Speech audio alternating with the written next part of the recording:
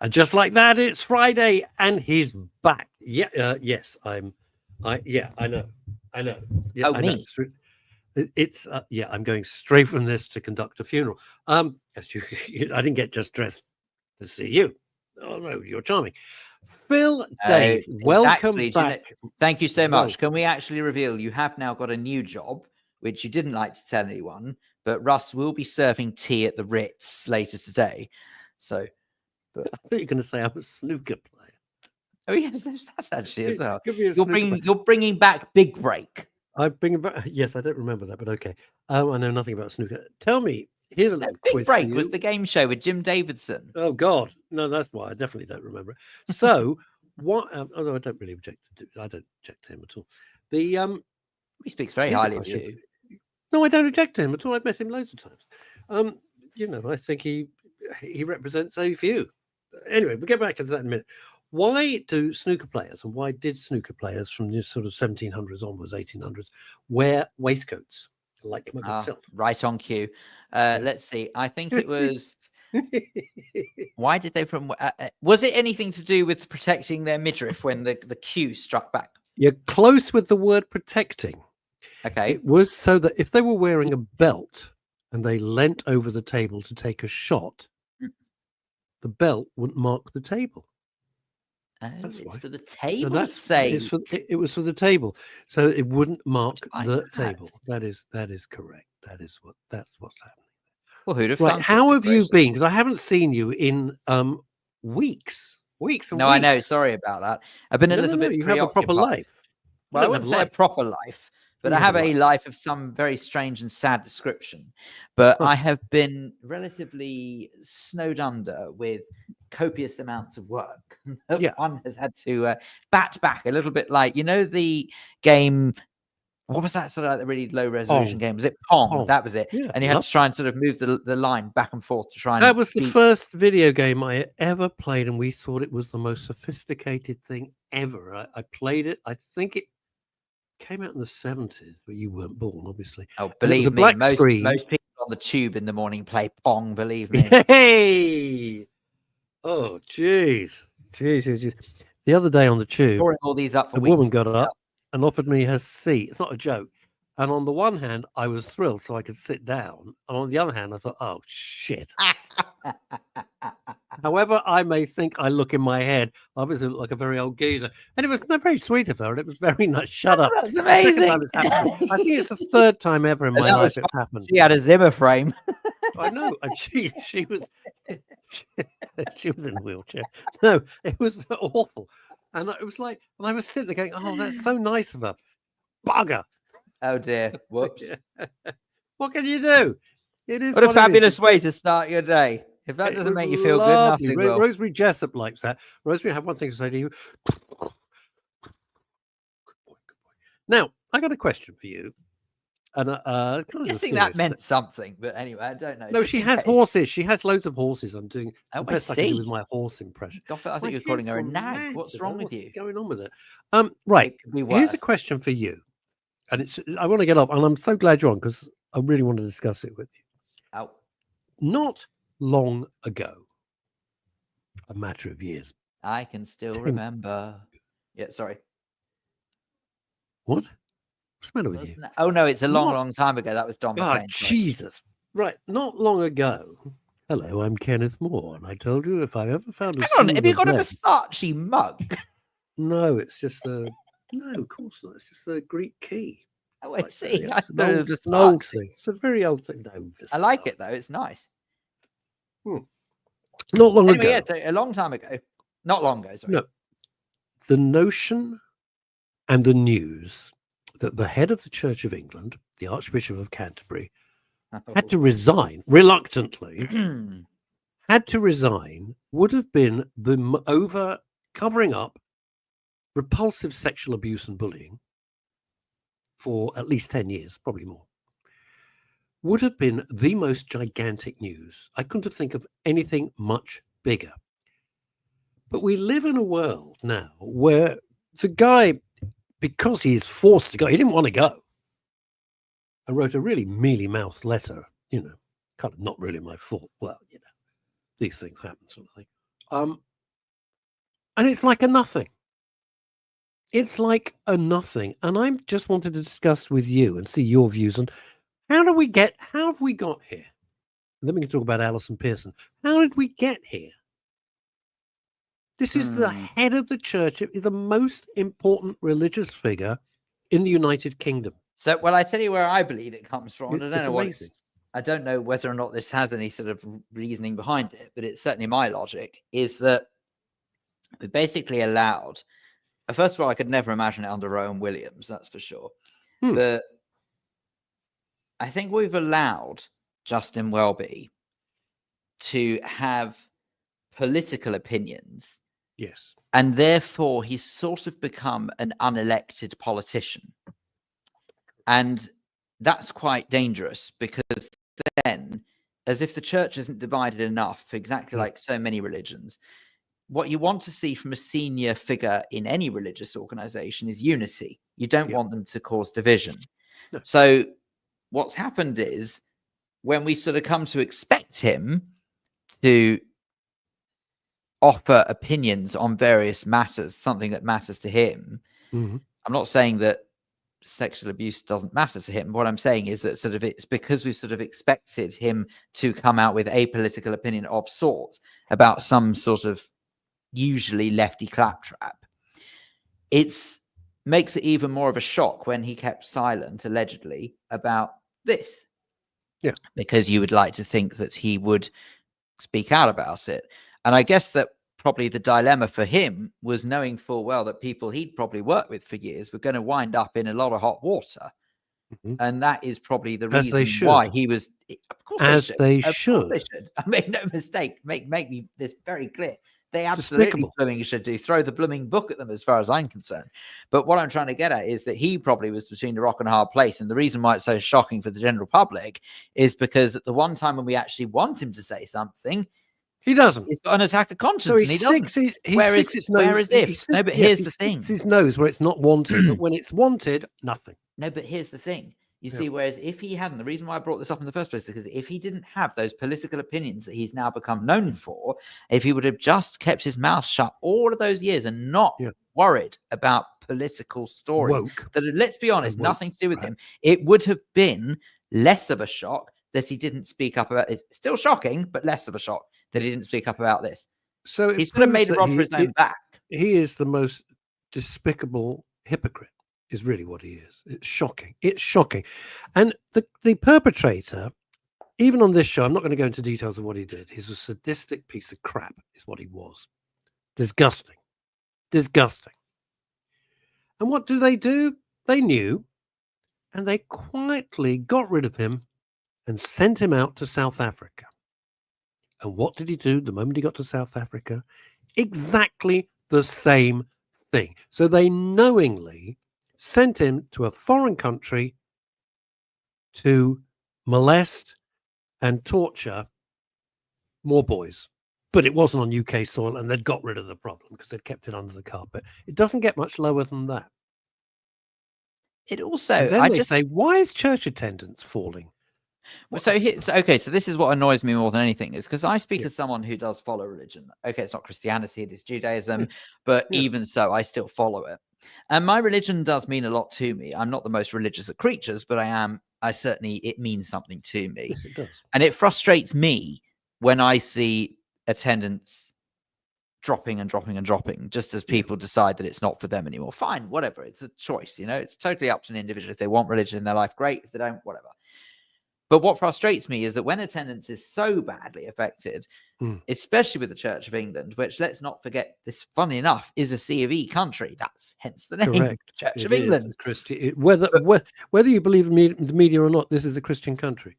Yes. That's the fact. And so here's the problem, for the moment, you see, is that when church attendance is already decimated for one reason or another, you see constant bashing of the church. And now, unfortunately, what happens is this has just justified that bashing of the church. It has completely because justified of this it. One horrendous incident. It kind of justifies the reason why people don't trust the church and don't like it. Whereas I would say is this is one terrible egg and they should be dealt with properly. But Phil, you know as well as I do that if they've covered up this, which they have, It's not in doubt. What else have they covered up? Oh, totally. You have to ask the question. You can't just say, "Oh, it was one guy. It was just one guy." Because if he's guilty of this, no, how many other it's people? One we know about. One we know about. One with no thanks from him. With no thanks from him whatsoever. He should also be thrown out of the House of Lords. There's absolutely no way that he should be in the House of Lords. He should be in purgatory, as far as I'm concerned. François Pascal, bonjour. Not only the COV, but also the Catholic Church, attendance has dropped tremendously. Yes. And then Rosemary Jessup makes a really interesting point. Yeah, it's hard to find a church that's open for service. Wow. Which brings us on to this rather neatly and segues in. And Graham Pack says this. So a journalist, it's Alison Pearson, that's her name, is a very well-known, excellent journalist, as it happens, whether you agree with her or not, but she's a good journalist. So a journalist gets a visit at home from the police for a non-crime hate incident over a social media message a year ago. We'll come into the details in a minute. Yet Welby hasn't been spoken to. You see, if there was proper justice in the United Kingdom and not this farce in which we live, there was proper justice, Justin Welby would be in a police station being questioned. Because the crimes are disgusting. This isn't, not nicking from the altar. I think we need to make it very clear. It's not like he's been charged with anything or arrested for anything. No, he hasn't been. I understand that. Questioning would certainly seem like the obvious route to go down. Yeah. And who knows what the police are up to? They may well be, no pun intended. They may well be looking into stuff with him. But I don't know. Obviously, I have no details on that. Neither of us do. But let's be clear. You can't help but see things like this and wonder whether or not there is something along the lines of this two-tier policing that everyone talks about. It certainly would appear as though that is the problem. And again, I don't really want to bring it back to a subject we're not talking about, but if you look at the state of these ridiculous marches we have to deal with week in, week out, every bloody Saturday, it never ever fails that the ones that are pro-Hamas, and they are pro-Hamas. I'm sorry, if you're too stupid to realize, everyone watching the show would agree. No, I know. But to anyone who's too stupid to realize who organizes it, you might not necessarily go on that march because you are pro-Hamas, but that's who organizes it. Fact. Okay. So these pro-Hamas marches, you see hardly anyone arrested. You see, I don't know anyone who's charged. What about this idiot tube driver, by the way? Do you remember this not so long ago? Idiot tube driver who starts chanting.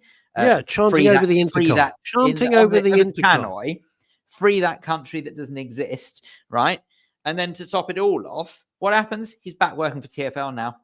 Nothing happened. They did their own. Well, of course he is. What, an internal inquiry? Sod off with that. So there's that, but that's what I'm talking about. So if it's someone like that can get away with it, but yet could you imagine if someone came over the tannoy and started saying Israel's innocent, they've got a right to defend themselves, stop it. Whoa. Like that. How long would that last?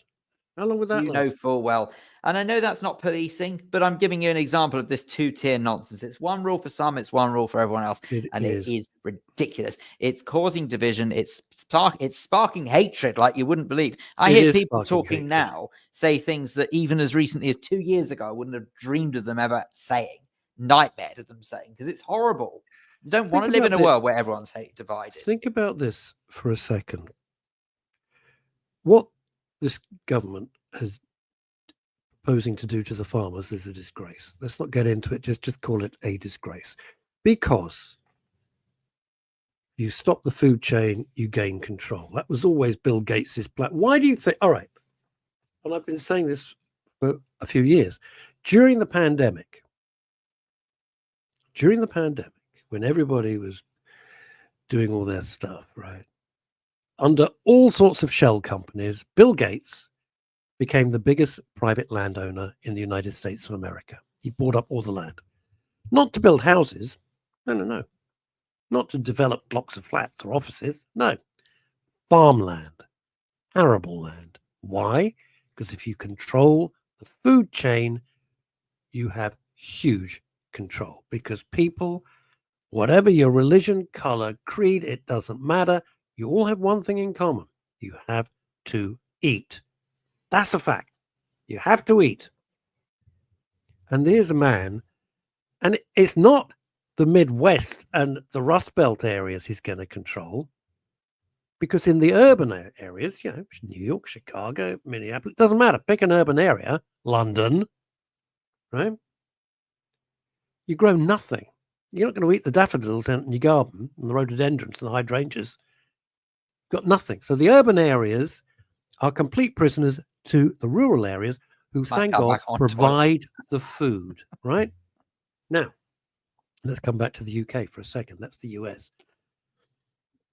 The week after Bill Gates has some secret meeting at number 10 Downing Street, you can look it up. There he is, shaking hands with Toot here. What happens is they attack the farmers. Now, the farmers are planning a great big protest, understandably. It's their right. The police have already said, if you bring a tractor into London, we will arrest you. And they've put in all sorts of incredible restrictions on what the farmers' protest can be. Contrast that with every Saturday with the hate marches. You want to tell me what the restrictions are? No, they don't drive tractors. Can you see why people are so angry? Can you see why people have no faith anymore? You've lost faith in organized religion, thanks to people like Justin Welby. I'm sorry, but you have. You have. You've lost faith in politicians because of people like Starmer, and the Conservatives didn't do a great job for 13, 14 years, whatever, 13 years. So don't think I'm sitting here thinking they're great. You've lost faith in your politicians, and this lot, Jesus Christ, right? So, and frankly, I think many of you have Sorry, lost I'm laughing. faith Graham Pat raises a very interesting point, which I have to be honest. That's good. Oh, yeah. I think he's right. Put that up. If the farmers put the so-called Palestinian flags on their tractors, they won't get arrested. No, I laugh out of nerves because I think it's true. Please, this way, Mr. Massey Ferguson. Please come through, Mr. John Deary. You're absolutely right. So my point is this. When you've lost faith in all the people who have been put in place to help and protect you, that's an ugly situation. And it's not a situation that any of us asked for. We want the police to be there. No, but you see what the problem is as well is that have a look at countries like South Africa, okay? A once really great nation, which, don't get me wrong, I fully appreciate to anyone who stands around and said, yeah, but what about apartheid? No one in their right minds think apartheid ever should have happened. Of course, apartheid had to end, okay? Yes, everyone knows that, absolutely, right? And if you don't, you're an idiot. However, here is the problem, is that when apartheid ended, they didn't necessarily put any restrictions, if you like, any plans, any structures in place to reintegrate society. Okay, it was kind of like a free-for-all. The barriers were down, off you go, do what you need to do. Because people were obviously feeling a bit guilty, or a bit terribly guilty over the suffering that many people of colour had gone through in the years when apartheid was in place. Yep. But the problem is with that is it's now gone way too far the other way. And there is virtually total lawlessness in South Africa. Total lawlessness. Yeah, it's dangerous as hell. I was watching a video yesterday where people now in these high crime areas are putting in machine guns, except they're not firing bullets. It's hardened plastic, which you don't want it to hit you because it would bloody hurt. And they're automatic and remote, and will just machine gun people invading their homes with plastic ball bearings, not ammunition. Yeah, you see, the problem is that if you live there, you can live like royalty in terms of sort of the cost of everything, but it comes at a terrible price. You basically have to live behind prison walls. If you want to protect your home, the walls are so high with barbed wire, electrified barbed wire over them. It's absolutely shocking. The kind of driving, driving there is a terrifying prospect now. It is. I mean, it's only in certain parts. It has to be said that Cape Town is not as bad as, say, Johannesburg. Johannesburg is a nightmare. But it's all of this. The reason why I mention this is because if we're not careful, we're just going to go in the same direction in this country. Because if there are no consequences and no law enforcement, guess what? People aren't going to abide by the law, and they won't care. Why would they have to? They're not going to end up in prison. We've got too many. Our prisons are too full. They're releasing people, and then they release the people who turn up to get picked up in Rolls Royces and Bentley Continentals with champagne going, cheers, Keir. I mean, do these people have no shame? I don't mean the people have been let loose, drug dealers and whatever the hell. Well, yeah, right. You know what they were. Okay. And they're thinking, I can't believe my luck. This is fantastic. Drug dealers, do me a favor. Pharmacists have got more chance of being put in prison than drug dealers. Do me a favor. It's a nonsense. So my point again, and it comes back to a point that Graham Pack made earlier. So we've got this, and I'm going to put it up. If you don't know the case, I'll run through it very, very quickly. It's all over the media, and it's this. This journalist, Alison Pearson, well-known, well-respected. On Remembrance Sunday, there's a knock on her door. She answers the door. There's 2 policemen there. Well, straight away, that's unnerving. It doesn't matter if you've done nothing. You've got 2 policemen standing on your doorstep. That's unnerving. We're here especially to discuss. If you are innocent of anything. You could also be forgiven for thinking something terrible's happened. You might think that one of your relatives has been killed in a crash. Yeah. You know, Fred Smith, I've got terrible news for you. You know, that sort of thing, right? And they're there because a tweet that she made 12 months ago may have been inciting or stirring up racial hatred, apparently. It's a non-crime hate, whatever. They gave up some bullshit title for it, right? So she says, what tweet was that? Oh, we can't tell you. I'm sorry? Well, we can't tell you. Well, do you know? Oh, yes, but we can't tell you what tweet it is. Well, when was this? Well, it was a year ago. Well, how do you laugh out of nerves? It's terrible. No, how do you expect me to remember a tweet from a year ago, but you're not allowed to tell me what the tweet is? And who was the and who was the accuser? Oh no, you can't call them the accuser. They're the victim.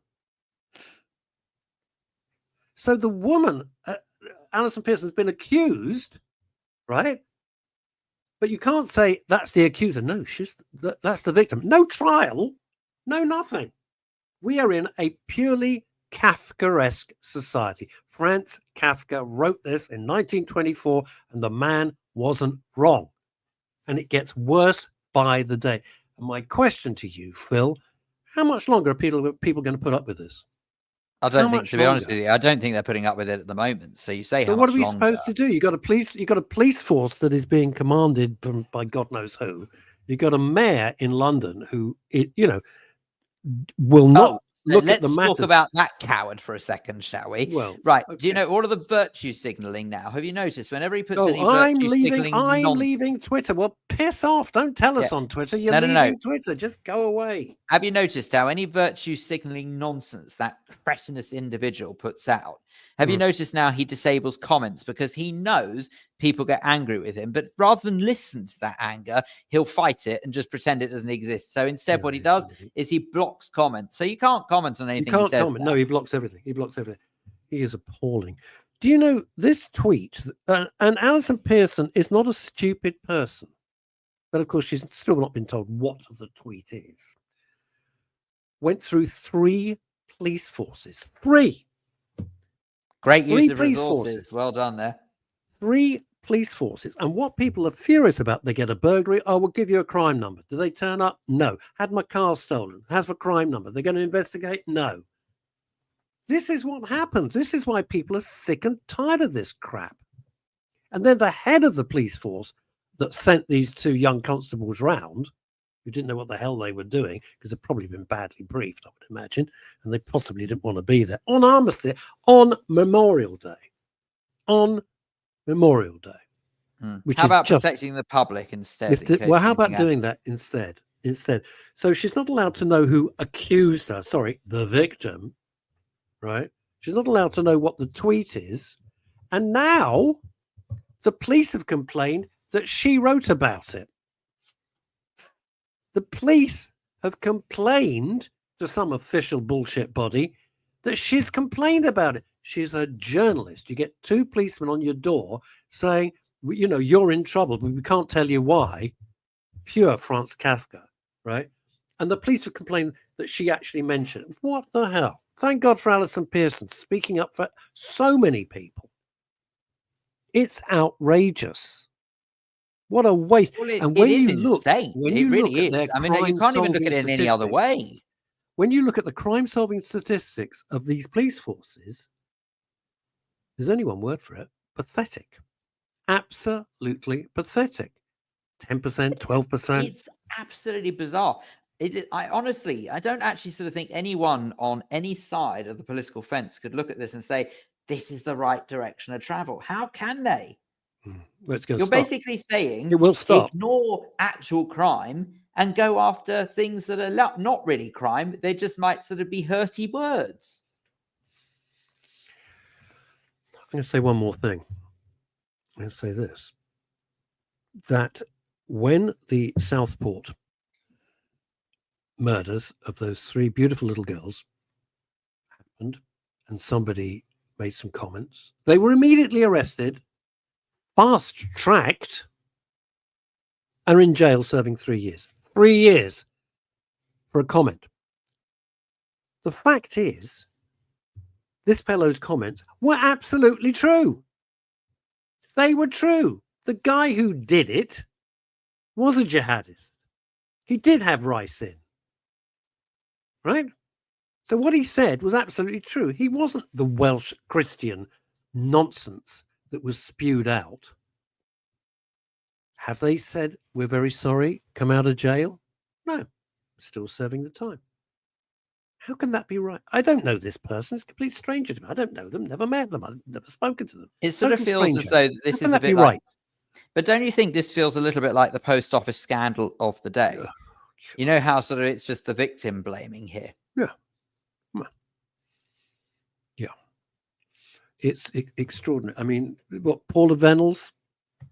How many people in the country think that she should be have been tried and found guilty or found innocent?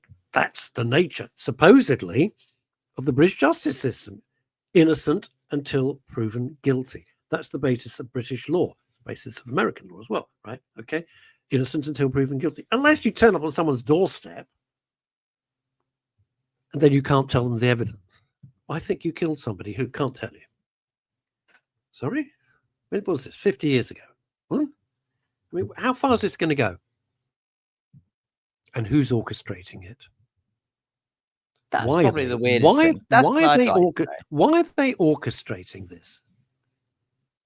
Are they so? There's got to be something behind it. Seriously, I'm not into conspiracy theory. I hate conspiracy theory because I prefer to deal in fact.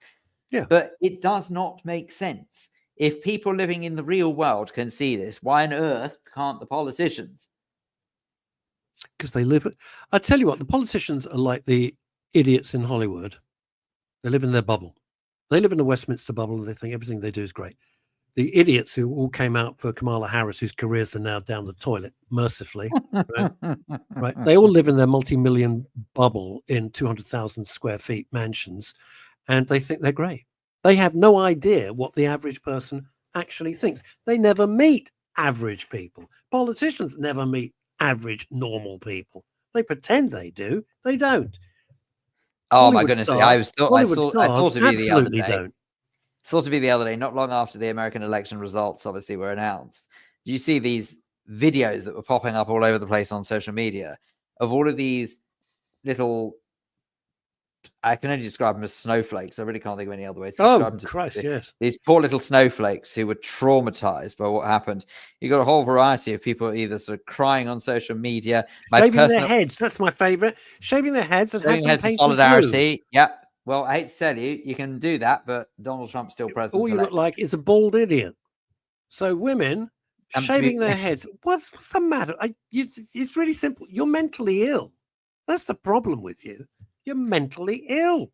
Do you know, though, the funniest thing was that this one particular one who clearly didn't have too many original ideas, because do you recall, however long ago it was, when you had Greta Thunberg, that delightful little troll. That delightful anti-Semitic piece of crap, yeah. Yes. Okay. Do you remember, however, not so long ago, the way that she decided to accuse adults of stealing her future? You've stolen do you remember my infamous childhood. Do you remember her infamous speech where she said, "How dare you?" Right? Do you remember that? How dare you? Yeah, so there was someone who basically did that when Donald Trump was announced as the winner. So this person, I don't know who the hell it was. They really weren't famous. I think they were more famous for crying wolf. And then they basically just sort of said, how dare you? Really crying into the camera. I just thought, you pathetic excuse of an individual. It's called democracy. If you don't like it, go and live somewhere. It's a dictatorship. Well, it's interesting. There's a wonderful meme of 2 Canadian Royal Mounted Police going, any celebrities yet? No, sir. Can't see one. All the people, we're leaving. Where are they? Have they left? Of course they bloody haven't left. Of course they haven't left. Can you imagine? Seriously. So anyone who did that when Sir Keir Starmer was announced, we all should have left. That would have been smart. Maybe, but just do you imagine taking to social media saying, how dare you? What are you talking about? It's just crap. And what happened in the United States, whether you like it or whether you don't like it, all right, is this. The beautiful part of democracy. They listened to their own echo chamber. And they listened to the absolute crap being spewed out with no policies, no nothing. Your entire policy was based on Donald Trump is Hitler. That's not a policy. That's just childish playground name-calling crap. And you paid the price. And the other thing that fascinates me is that this was the first billion-dollar campaign. Billion dollar campaign for Kamala Harris. First time any presidential candidate has had $1 billion. She's now... I hope she kept the receipt. Well, here's the thing. She's now $20 million in debt. Oops. She's now $20 million in debt. And when you pay people like, although they're kind of denying it, but they seem to have the receipts, talking of which, Beyonce, $10 million to appear for 4 minutes, $10 million, hello. You wonder. Wouldn't it be wonderful? This was the woman who was going to run the country. And even in her own campaign, of which she's, in parentheses, in charge of, she's now 20 million in debt. Ladies and gentlemen, you know her. You love her. She's looking very serious and rather stern. And I don't care. Ladies and gentlemen, because she doesn't scare me. Ladies and gentlemen, the queen of all on television and film, Chantal Rickards OBE. Hello. How are you? Hello. Buenos dias. Buenos dias. Exactly. Tell everyone where you are. I've got to plug my computer in. I'm going to step off for a minute. Okay. Oh. Hello, Phil. Hi, Chantal. How are you? I love it. You wouldn't get this on the Today program, would you? No, exactly. And now on Radio 4, I'm just about to go and plug in my laptops. Be back with you momentarily. Do hold the line, please. Caller, any odd way. Yes. So, Chantal, what I believe Russ was hoping you would do is reveal your location. Where are you? Indeed. I am not in a secret location. I am in a Spanish location. In fact, I think the most Spanish bit of Spain. I'm in the Canary Islands, which is a heck of a long way from London. It's nearly a 4.5 hour flight, which, when you think of everywhere in Europe is really, really close. And actually, it's a long way from anywhere. We're about 100 miles from the coast of North Africa. And there is a volcano that we may walk up later on this afternoon, at which you can see North Africa if it's a good clear day. So we might do that, and we're going to do some stargazing tonight because it's where you can see in the sky. That's where you can see Phil Dave. No, you can't. Well, very funny. You are naughty, but you can see the northern hemisphere and the southern hemisphere at the same time. So we're going to. Can we just confirm? Are you there for leisure purposes, or are you working? No, well, I always work wherever I go. So, but I am here for leisure purposes. But I've mainly been working this morning, and I'll do a little bit of work this afternoon, and then I'm packing up my box of work things, and I will have a nice 3 or 4 days, just hopefully enjoying the sun. Although there's no sun. I'm with you. You said to me yesterday, you said, I'm just off to get a pack-a-mac and an umbrella. Well, it was raining when we arrived, which was slightly irritating. The first thing I had to find. Bloody annoying. Yeah, when I picked up the car, identified with the whiteness. That is, without shadow of a doubt, one of the most disappointing things when going away. It's pissing down with rain. Being annoying. Because I know that sort of, even though, as you both know, I was in Canada a couple of months ago. Oh, Canada. When I was there, I sort of thought to myself, I don't know why, because of course it's actually in line with the UK, really, in terms of hemisphere and stuff like that. Yeah. I don't know why on earth I thought the weather would be any better. It was diabolical for a because we think everything's better the moment we leave Britain. That's why. Do you know, I haven't been away for so long. I actually yesterday thought, everyone's tied up, everyone's doing stuff. I'm knee deep in my own work, and I thought I might just, on my own, just get somewhere, just for a few. Well, I can't at the moment; it's just not possible. But god damn, I really do need to see something else. I think you should. High streets, just anything. But I want to say thank you, because only you, Chantal Rickards OBE, on your break would say, "Oh no, I'm coming on the show," and I always go like, "Please take some time." Even I don't do that. No, you. No, oh, sorry. I'm putting on a new lapel. I'm tying my cravat. Can't make it for a month. Hey, I like to live life on the edge. I got a little quick shows for you. On Netflix, it was recommended to me. I've been giving it a go. It is called The Law According to Lydia Poet, not poet as in Hoisted on the Burning Deck. Poet, that's the surname. It's an Italian Netflix. It's in, oddly enough, Italian, set in 1830. Firing today. I think you should use that limerick, though. What? The boy stood on the burning deck when all the people had fled, and when his legs had burnt away, he stood upon his head. Thank you very much. That's the I want to go down to the sea and sky to the wonderful. I can't remember the rest of it. Anyway, my personal favorite. The boy stood on the burning deck. His leg was all a quiver. He gave a cough. His leg dropped off and floated down the river. They're very clean, your limericks. Wordsworth couldn't have we are ridiculously clean. Anyway, the law according to Lydia Poet is a young girl, and in Italy at that time, no women were allowed to be, lawyers. It was a very big deal. So it's quite raunchy. I don't know why they put those scenes in. Absolutely for no reason at all, except to show she's very liberated, if you know what I mean. It looks fantastic. The costumes are great. It's in Italy in 1830. I mean, there's being liberal, but I mean, what on earth did the judge say? He said, "Get some clothes on, you slapper." That's what he said.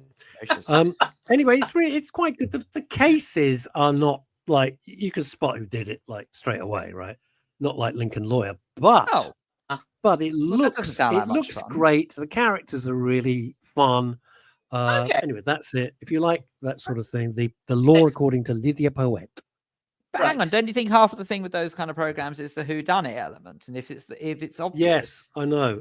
Well, it's not obvious. I mean, that element is the weakest part. The characterization of her niece and things like that. That is quite engaging. Anyway, if you like that sort of thing, there it is. That's it. Right. What have you found? Well, I'm going to take you and I back about 4 weeks to a place that we went to in Leicester Square together, which I have been preventing you from talking about. You have. Soho House, where you had a cup of tea and I had a margarita. Before that, we went to the BAFTA screening of Gladiator 2. And you've been dying to tell us about it ever since. No. Yes, you have. Yes, you have. So I'm going to sit here and listen to you reviewing Gladiator 2, and I will interject if I think you've got it wrong. Okay. So I'm feeling Gladiator all over. Right. Well, actually, that's quite apt. If you've seen Gladiator 1, you've seen Gladiator 2. That's it.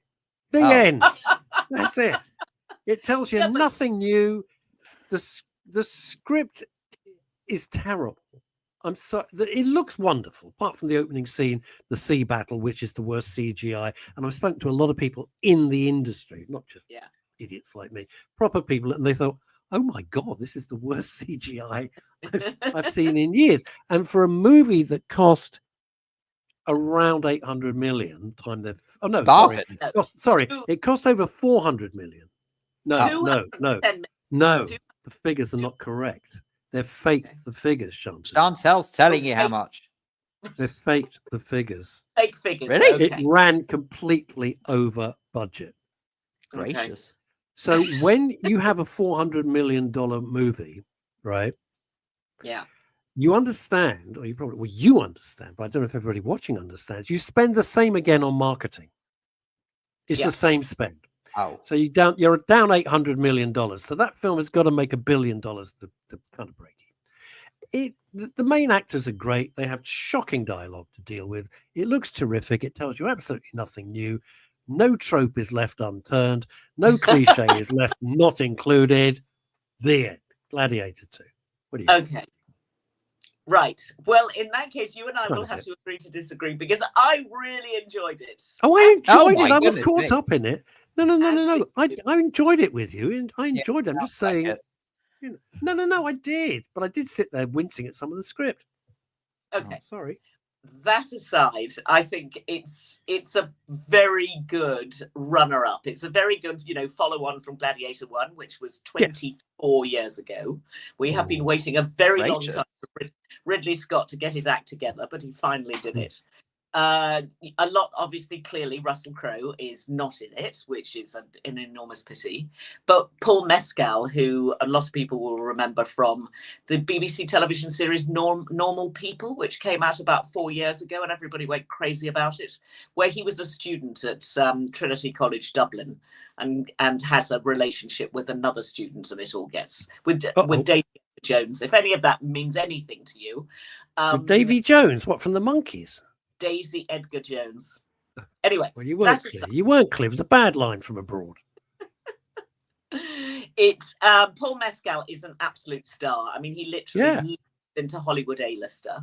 And I mean, he's done some movies before, but this, I think, is his real first major Hollywood movie. And it's, he's going to have a stellar career because actually he's a very good actor. And he's massively bulked out. He's grown in stature quite a lot. Much like Phil and myself. I think it's marvelous. Anyone who's named after a drink, they're a winner in my book. Oh, good. Well, the story is a little bit sort of, forced into it in a way that you feel as though a meat cleaver has been taken to the story.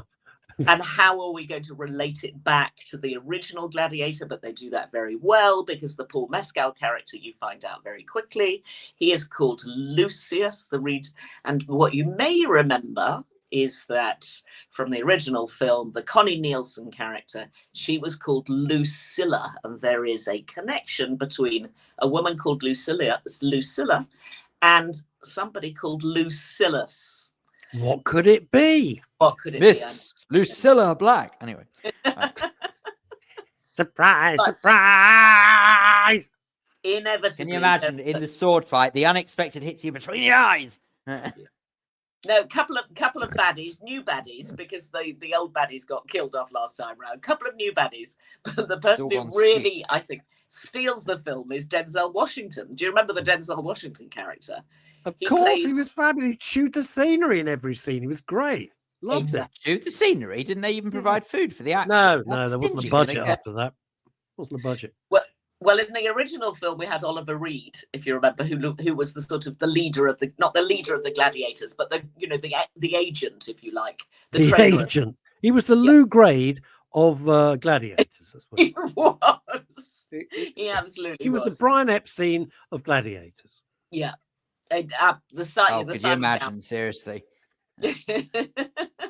Having to negotiate every single fight. Not with that line. He's got a reputation. No, I don't like that line. No. He really is a Dick Dastardly in this. He's a Duke. Yeah, totally duplicitous. He's really bad. And he gets all the best lines. And he's sort of actually quite a comedy character in the whole thing. But I quite like the fact that he does comedy because you never see Denzel doing anything that isn't anything that's sort of rather serious and stern. And here you see him with this sort of comedy chops on. And actually, I think, great for that. He looked like he was having great fun, I thought. Although I was worried that Ed Sheeran and Prince Harry were the two evil Caesars. Well, there were two slightly strange people playing the Caesars. Then there was Tim McInnery, who was playing one of the senators. Blackadder. felt a little bit miscast, but the most massively miscast people was Matt Lucas. Now, I don't want to talk this film down, but I really enjoyed it. And I think lots of people will go and see it and will really enjoy it. Yeah. The scenery. When the credits came up, it said Matt Lucas. So I turned to Chantal and went, Matt Lucas. And then, so you get the big Colosseum and you know it's going to be bloody and horrible and brutal. It's going to be ghastly and gory.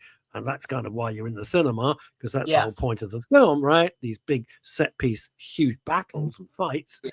And then Matt Lucas comes and introduces them, which is like, well, it's like having Alan Carr in the ring when Tyson Fury's about to take. Oh, yeah, I mean, just bless him.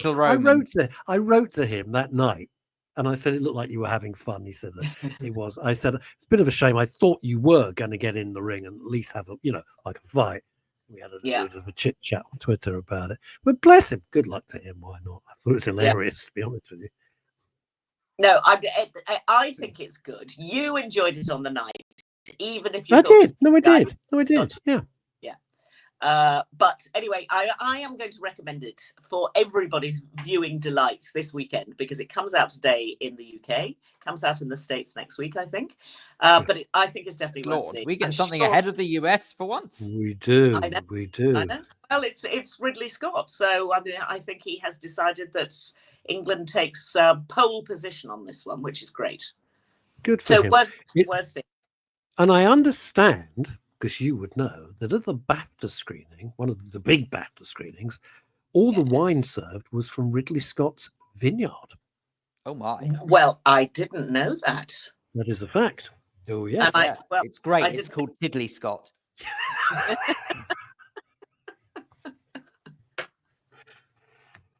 Do you know the worst thing? I cannot get in a giggly mood because I'm going to rush very shortly and conduct a funeral. And if I suddenly start thinking of you with your comedy face and your silly gags, I'll go. And that would be just the worst thing ever. I'm going to have to be like biting my mouth. No, don't, because it won't be nice. It won't be nice. Yeah. Yeah, it's worth going to see, especially because there's no big films that don't involve killing the Star Wars, just ruining it again. So it's a great big epic movie. You'll enjoy it. Yeah, exactly. It's fun. It's fun. Yeah. Okay, well, the other thing to see this week that has just come out again, it feels a bit like sort of Groundhog Day, is the final set of the trilogy of books called Wolf Hall that Hilary Mantel. Oh, gracious me. The backlash from that. I loved the first one, but this one apparently has been 10 years attacked by woke nonsense, apparently. Oh, well, actually, now that's very interesting because I've read a lot of reviews, Phil, and I haven't seen that brought up at all. I have, but it's minimal. I mean, I've watched episode 1 only because that's the only one out there at the moment. So it didn't even occur to me that there was any sort of wokeism that had been. Well, there was 2 bits. There was 2 bits, Chantas. Okay. They're having a very serious meeting. You know, when Cromwell gets the guy who's shooting off his mouth, he shoves him up against the wall in front of King Henry. Remember that scene in like a Privy Council? And there's a black guy sitting there. And people have said, could you remind me which of the Privy Councillors was black? I think it's irrelevant. It's just a guy sitting there. He doesn't have a speaking line. Me, I couldn't give a monkeys because I'm there for the narrative of the scene. It was sensationally good. Oh. It was very, very good. So for those that don't remember the original, which came out in 2015, it was, again, I think a 6-part series that encapsulated the first 2 books of the Hilary Mantel novel entitled Wolf Hall, and this is the 3rd book, the 3rd and final part of the trilogy. It's basically Wolf Hall is where Jane Seymour's family lived. So if you didn't know that, that's why it is called Wolf Hall. And clearly where we've got to, Jane Seymour is the 3rd wife of Henry VIII. So in the first series, we've got rid of wife 1 and wife 2. We're now up to wife 3. So it starts. Very little alimony paid, got to be honest. And little people know, actually, she was so inspired by Wolf Hall that when Jane Seymour died, that's why she was howling in pain. Ladies and gentlemen, the comedy stylings of Mr. Philip Dave. Phil Dave, ladies and gentlemen. You're welcome. Oh, dear. Anyway. You know, I had the most ridiculous conversation very briefly about you, When Phil. she moved to Windsor. Said, I used to live in Wolf Hall. I'm all right now. Can we stop? Somebody said to me a couple of weeks ago, they said, why does he use that ridiculous name? I said, why does he call himself Phil Dave? I said, because that's his name. Oh, don't be daft. I said, I know his parents. I've met them God knows how many times. They're Mr. and Mrs. Dave. Oh. Really? I said, yes. They wouldn't believe. There's several people who don't believe that I haven't changed this for radio purposes. No, that is his name. I thought the new series was sensational. What I love about people, which made me laugh, people are complaining, why is it so dark? There wasn't any electricity, you morons. Everything was candlelight. What do you think it's going to be? Yeah. Well, actually, why are they whispering? Because they don't want their heads cut off. That's kind of why. The first series, it was only lit by candlelight. And the director, Peter Kosminski, who used to work for the same company I worked for 1,000 years ago, is very, really wanted it to be produced in a way that felt authentic. But actually, it became one of the most criticized things about the first series, because a lot of people felt that they couldn't see the action. And in fact, when they were filming it, a lot of the actors were tripping over each other because they couldn't see each other in the dark. Welcome to my world with cataracts, yes. Oops. There we go. And I always complain about things that aren't lit properly. And I'm always having to play with the luminance on my iPad or on the telly to try and sort of see better. But anyway, this time round, I think somebody's turned the electricity on because it feels much better lit than the first time round. But it's beautifully directed. Peter is a great director. It looks gorgeous, doesn't it? Director, and now one of the leading drama directors in the country. And the first one won a ton of awards all over the world, most particularly lots and lots of BAFTAs. Damian Lewis as Henry VIII is fabulous, and Mark Rylance as Thomas Cromwell. Oh my God! I was having a conversation I was having a conversation with the wonderful broadcaster and comedian Simon Evans, of whom I am a huge fan, and we were talking about acting and stuff like that. Just privately chatting this week, and I said that Mark Rylance can convey through his eyes volumes, and I said to him, I don't know how he does that. I know, yes, he's a professional actor, top of his game. I hate his politics. I love his acting. Let's get that out of the way. But the looks he gives, and he says nothing. His dialogue is minimal. Yeah, and he says everything through his expression, just his eyes. It's fantastic to watch. Yeah, I mean, so impressive. I met him only once at the Oscars, and he's really quite a small man, and he was there with his sort of funny little pork pie hat, and just being very, very quiet, unobtrusive, keeping himself to himself, but terribly warm and friendly when you spoke to him. But he's not a Hollywood guy at all, which to me speaks volumes of the character. Yeah. Doesn't it make it, though, even more ironic that he was chosen to play the BFG? Well, yes, I suppose. Yeah. Well, that's a good point. Yeah, but that shows you his range. He's just a fantastic actor. I mean, he really is a fabulous actor. Dave Sleet makes a really interesting... Yeah, he's great. Dave Sleet's point about Damian Lewis, because in the first series, Henry, apart from chopping his wife's head off, is affable and charming, as evil people always are. They don't come at you with horns and red, fire coming out of their faces. They always look charming. Come on, he wasn't evil. He was just misunderstood. Yeah, right. He was just slightly.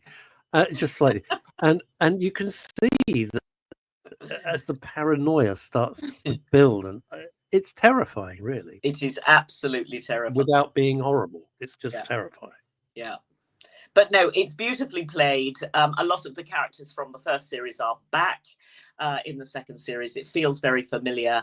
And you know that this stuff doesn't have a happy ending, but it still feels, it's still very pacey and still very exciting. But done in a way that it really elevates you. It's very erudite, but you don't feel as though you're being lectured to by a history master. So I've really enjoyed episode 1. I thought it was terrific. I thought it was one of the best things I've... Right, that's being downloaded straight away. Yeah, it's really interesting. On the train on the way home. You're quite right, the because Brits do best. Yeah, absolutely. And Chantal, what you're saying, and then we must move on, is that they're dealing with really complicated issues of religion and state and politics at a very subtle level. And yet you're not sitting there going, who said, what's going on? Who's that guy? And Timothy Spall. Oh, fabulous. He has one big scene and he just steals it. Anyway, there we go. What else? Anyway, so that's a great series. There are only going to be 6 episodes, and then they will be closing the doors on that. And that will have been something like 1,300 words all jammed into those programs, but beautifully done. Script is tremendous. So enjoy. Wonderful. That's all I can say. Yes. BBC, and it's called Wolf Hall, The Mirror and the Light. But you'll find it. It's been promoted heavily. And by the way, loads of thanks from people, because everyone listens to your recommendations. You suggested Chelsea Detective. Loads of people have been on the messages that we're getting here, and they're all watching the Chelsea Detective. Thanks to you, and loving it. And I like it too. It's nice. Yeah, okay. Yeah, I know. Well, you and I chatted about it. Yeah, we have. Right, good. Consider it downloaded. Okay, and something for the weekend, as they say. Slightly heavier. Slightly heavier, but I mean, actually, really not very nice at all. It's a drama documentary. Well, it's a drama about a real life crime. It's called Until I Kill You. It's on ITV. It's a 4-parter with Anna Maxwell Martin, who's just again, yes, Ludwig. Gosh, and that horrible person in Line of Duty. She was violent. Yeah. Who plays opposite the character. So this true story from the 90s. She's an agency nurse in London. She falls in with the wrong guy who she meets at the pub, who turns out to be a serial killer. This is sadly a true story. She survives. This is the survivor's story. She is not a likable character. She's very idiosyncratic. She's not warm and friendly. She's not fuzzy. She's not any of those things. She's a rather difficult woman. But they manage to keep you behind her all the way. And the story is phenomenal, sensational. It's very well produced, very well produced. In fact, I know the girl who's the executive producer on it, and she's a class act too. It's gritty. It doesn't sort of dwell on the crimes too much. It's much more psychological than that, but it's terribly well done. And of course, there is a police cock up and all of those sort of things that we expect. Yeah. And domestic violence is not a happy thing to talk about, but it's a really good series. And I'd be really surprised if she doesn't win a BAFTA for it. I'd be really surprised. It's a terrific actress, isn't she? She's fantastic. Astonishing acting from her. So look out for that at the BAFTAs, because I think that's got a jolly good chance of giving her a BAFTA. Yeah.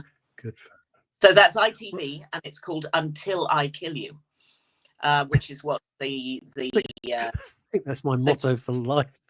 I go through life. Yeah, and she plays alongside Sean Evans, who is the bad guy. From we love him. I know we love Mr. him. Endeavour. He's really, really nasty in this. He's a really evil person. But anyway, there we are. That's what happens.